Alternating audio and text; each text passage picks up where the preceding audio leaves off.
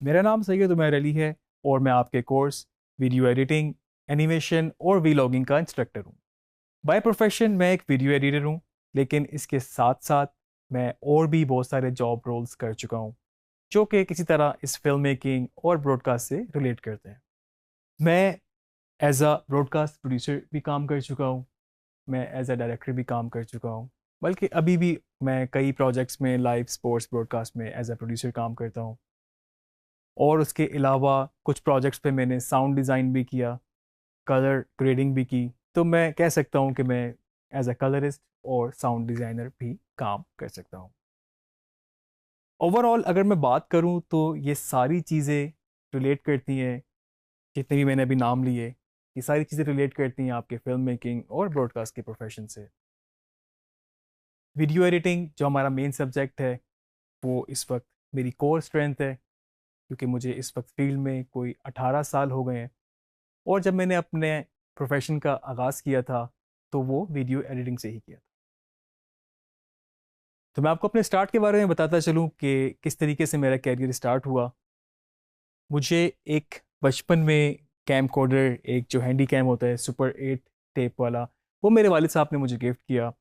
और उसके बाद मैंने कुछ वीडियोस बनानी शुरू की।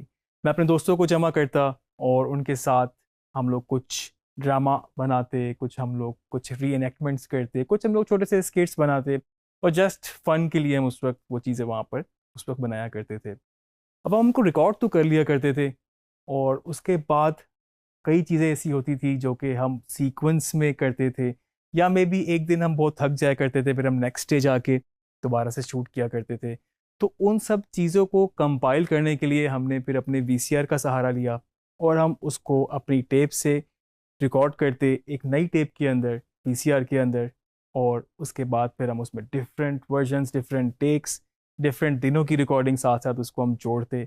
उस वक्त हमें फॉर्मली पता नहीं था कि ये बेसिकली वीडियो एडिटिंग है, लेकिन हम उस वक्त भी वीडियो एडिटिंग कर रहे होते थे।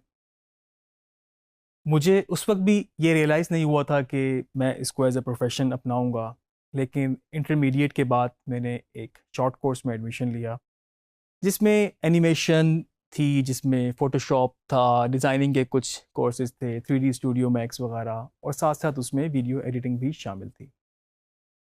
लकीली जो मेरे टीचर थे, जो मेरे इंस्ट्रक्टर थे उस वक्त, वो खुद भी बाय प्रोफेशन एक वीडियो एडिटर थे, और प्रोफेशनली मार्केट में उस वक्त वो काम कर रहे थे। मैंने उनके साथ कुछ उनको असिस्ट करना शुरू किया। मैं अपने कोर्स के बाद उनके प्रोडक्शन हाउस में जाता, वहाँ पर मैं उनके साथ बैठता, और मैं वहाँ पर उस काम को होता हुआ देखता कि किस तरीके से उनको कंपाइल किया जाता है, अपने सारी फुटेजेस को किस तरीके से उनको असेंबल किया जाता है, और किस तरीके से बिल्कुल आप एक नई शक्ल दे सकते हो अपने सारे शूट को, इस तरीके से एडिट करके कि आपका जो स्टोरी टेलिंग है या जो भी आपका स्ट्रक्चर है वो बिल्कुल स्मूथ रहे। तो मैंने वहाँ पर वो चीज़ें सीखना शुरू की। उसके बाद एक प्राइवेट प्रोडक्शन हाउस में मैंने एज अ जूनियर एडिटर काम किया। वहाँ पर 3 से 4 महीने मुझे याद पड़ता है मैंने काम किया, और उस दौरान मुझे ऑफर हुई एक टीवी चैनल से, जो कि उस वक्त पाकिस्तान का प्राइवेट सबसे पहला प्राइवेट चैनल था, जिसका नाम था यूनी प्लस। और उसका जो बेसिकली ब्रॉडकास्ट का सेटअप था वो पाकिस्तान से बाहर थाईलैंड में था। वो मेरे लिए बिल्कुल एक नई दुनिया थी, क्योंकि मैं एक कंप्यूटर पर बैठ के एडिटिंग करना जानता था, जान चुका था, सीख चुका था। और उसके बाद मैं वही काम करने के लिए गया था, लेकिन वो एक ब्रॉडकास्ट का एनवायरनमेंट देख के, ब्रॉडकास्ट कंट्रोल रूम देख के, या फिर मास्टर कंट्रोल रूम देख के, जहाँ पर आप समझ लें कि 50+ चैनल ब्रॉडकास्ट हो रहे होते थे, तो वो एक सारा इन्वायरमेंट, वो टेक्निकलिटीज़, वो सारी केबल्स, पैचिंग सिस्टम, मशीनरी, वो मेरे लिए एक बहुत बड़ा एक्सपीरियंस था। मैंने उन चीज़ों को भी समझने की कोशिश की। मैंने कुछ वहाँ पर manual broadcast tape play system होता था, जो कि किसी तरह से रिलेट करता है आपकी एडिटिंग से, लीनियर एडिटिंग से। मैंने उसको थोड़ा सा सीखा। मैंने जाके फिर जब ये शिफ्ट हुए हम लोग एनालॉग से डिजिटल पे, जिसमें इंजस्टिंग हुआ करती थी, जिसमें ब्रॉडकास्ट किस तरह से डिजिटाइज होके फिर ऑन एयर हुआ करता था, लाइव न्यूज़ के एक्सपेरिमेंट्स हो रहे थे, किस तरीके से आप सेटेलाइट के थ्रू लाइव फीड्स ले सकते हैं। तो वो सारा प्रोसीजर मैंने अपने सामने होते हुए देखा, और मैंने कोशिश की कि जितना मैं सीख सकता हूँ, जितना मैं उसको ऑप्ट कर सकता हूँ, उसको मैं करूँ। थाईलैंड से वापस आने के बाद मैं पाकिस्तान के डिफरेंट प्राइवेट चैनल्स में काम करता रहा, जिनमें मेजरली मेरे पास दिन न्यूज़ का नाम है, नवाया वक्त का जो वक्त टीवी था, मैंने उसमें एज एन एडिटर काम किया। फिर मैंने जियो न्यूज़ में काम किया और काफ़ी बड़े टेन्योर तक मैं जियो न्यूज़ में काम करता रहा। और उसके बाद फिर मैंने थोड़ा सा अपना अटेंशन डाइवर्ट की टीचिंग की तरफ। टीचिंग मेरे लिए एक थोड़ा चैलेंजिंग प्रोफेशन था, क्योंकि आपने चीज़ें सीख ली होती हैं लेकिन आपको थोड़ा सा उनको ऑर्गेनाइज तरीके से सिखाने के लिए आपको बड़ा फिर स्क्रैच से बढ़ के ज़ीरो लेवल पे जाके फिर आपको बताना पड़ता है। तो वो एक बड़ा अच्छा एक्सपीरियंस रहा। टीचिंग में मैंने film and TV department national college of arts से मैंने स्टार्ट किया।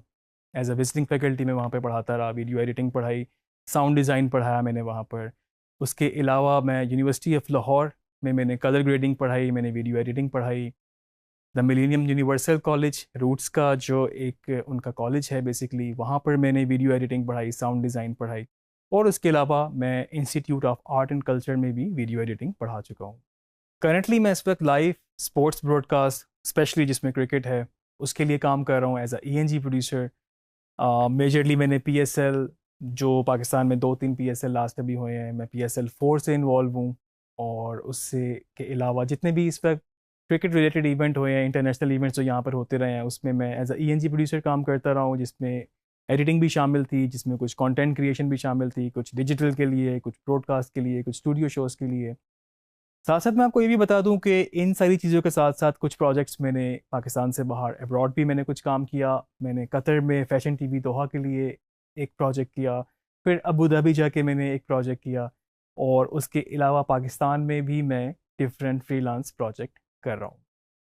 तो वीडियो एडिटिंग जो थी बेसिकली मेरी हमेशा से बेस्ड रही, और आगे जितने भी जॉब रोल्स मैंने किए, मुझे लगता है कि अगर वीडियो एडिटिंग मैंने ना की होती तो वो मैं नहीं कर सकता था, क्योंकि हमेशा से ही बेस वो रही, स्ट्रेंथ वही रही। और अभी भी मैं समझता हूँ कि सारी चीज़ों की जितनी भी आउटपुट आती है, अगर वो अच्छी आती है तो मुझे लगता है कि उसके पीछे वीडियो एडिटिंग का स्किल की वजह है।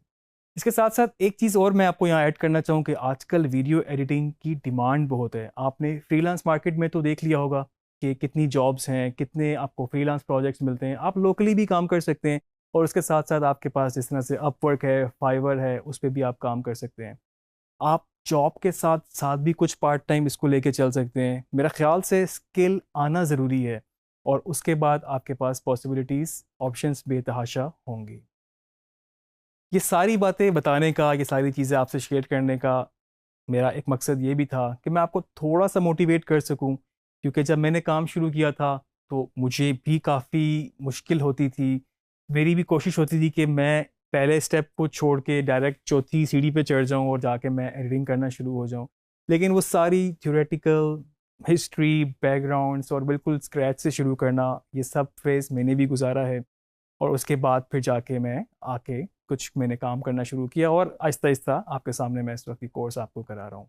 तो मैं थोड़ा सा आपको मोटिवेट कर सकूं कि आप भी इन स्टेप्स के साथ साथ इनको ऑप्ट करके, इनको सीख के आप आगे बढ़ें। और दूसरी एक और इम्पॉर्टेंट चीज़ ये भी मैं आपसे शेयर करना चाहूँगा कि सबसे बड़ा फ़ायदा जो मुझे इस स्किल से हुआ है, वो अगर आप इनकम के लिए इसको करना चाहते हैं तो ये एक बेस्ट ऑप्शन है आपके पास, इनकम के पॉइंट ऑफ व्यू से भी। क्योंकि आपकी इनकम जो है वो कभी भी लिमिटेड नहीं रहेगी। आप ज़्यादा प्रोजेक्ट्स करेंगे या आप ज़्यादा अच्छे प्रोजेक्ट्स करेंगे तो आप उतना ही बेहतर अर्न कर सकेंगे। अगर आप बहुत ज़्यादा एक्सेल नहीं करेंगे, क्योंकि आपके ऊपर डिपेंड करता है कि आप उसको कितना आगे लेके जाना चाहते हैं। कैरियर आपका किसी भी चीज़ में बन सकता है अगर आप उसको जितना उसको एक्सेल करते जाएं, प्रैक्टिस करते जाएं, सीखते जाएं, हार्ड वर्क करते जाएं, आप उसमें बेहतर से बेहतर एक्सेल करते जाएंगे। तो आगे लेक्चर्स में हम अभी कुछ हिस्ट्री पे बात करेंगे, कुछ बैकग्राउंड्स पे बात करेंगे, और फिर हम प्रैक्टिकल अप्रोच की तरफ भी जाएंगे। आपको कुछ असाइनमेंट्स भी देंगे, आप खुद भी उनकी प्रैक्टिस करेंगे। तो मैं उम्मीद करता हूँ कि ये कोर्स आपके लिए काफ़ी इंटरेस्टिंग साबित होगा।